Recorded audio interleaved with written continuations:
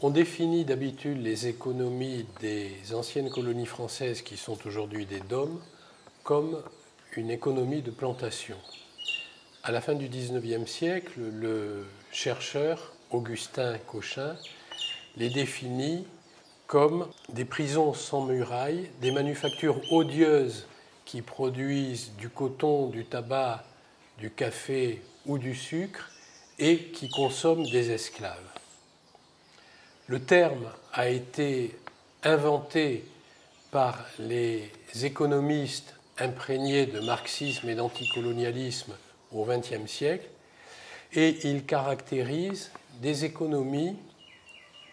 qui fonctionnent grâce à l'esclavage et qui, à partir du XVe siècle, 1450, ont développé un premier capitalisme mondialisé qu'on appelle le capitalisme commercial, qui s'est achevé en gros au début du XIXe siècle. Dans ce contexte, la plantation est une unité agricole de grande dimension qui possède aussi une cellule industrielle qui a pour fonction de transformer la production et qui est hautement intégrée à une économie financière qui exige de plus en plus d'endettement des planteurs, ce qui fait que le système est, au bout d'un certain temps, pris en main par les négociants et par les bailleurs de fonds. La Réunion n'a pas échappé à ce schéma général. Le poids du système très rigide, qui s'accompagne d'une société dans laquelle traditionnellement on dit que le planteur est au-dessus et l'esclave est en bas,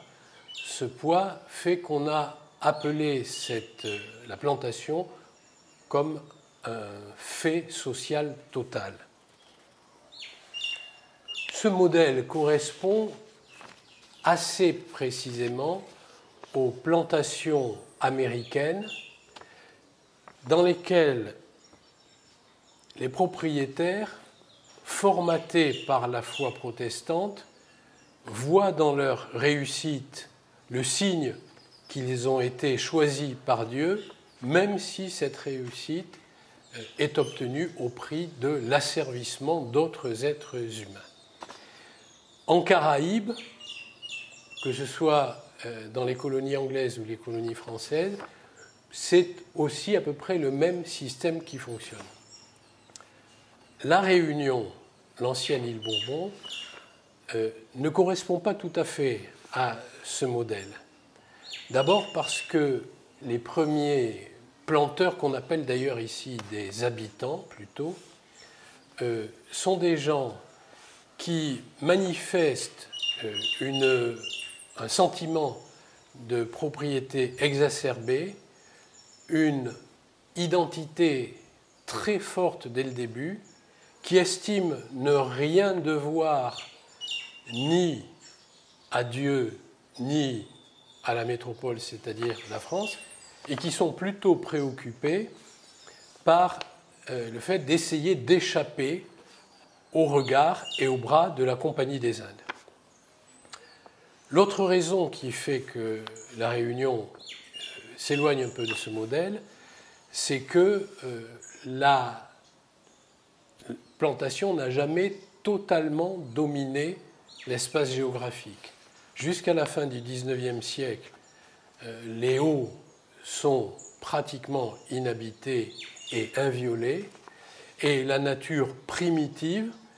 s'infiltre jusque dans les bas par les saignées que constituent les ravines, et en particulier près d'ici, par la ravine du Bernica. Enfin, la Réunion s'éloigne aussi de ce modèle parce que la plantation n'a jamais totalement dominé l'espace social. En effet, les maîtres sont présents sur les habitations et s'ils possèdent et exploitent durement les esclaves, ils établissent cependant une forme de communication et d'échange avec eux, alors que généralement dans l'espace américain, les propriétaires sont plutôt absentéistes et ils sont représentés par des administrateurs qui, eux, n'ont pour but que le rendement, la production, etc. Toutefois, il y a eu quand même un système esclavagiste d'exploitation à La Réunion, bien évidemment, et ce système est remis en cause à partir de la fin du XVIIIe siècle, à la fois pour des raisons morales et pour des raisons économiques. L'abolition de l'esclavage, qui est à l'ordre du jour, devrait permettre, en théorie, la modernisation et la survie des plantations par l'installation, par exemple, de machines et du salariat. Le problème est de savoir si ce salariat pourra être contraint autant qu'on a pu contraindre les esclaves. C'est ce qui marque l'histoire de l'économie de plantation à La Réunion après 1848.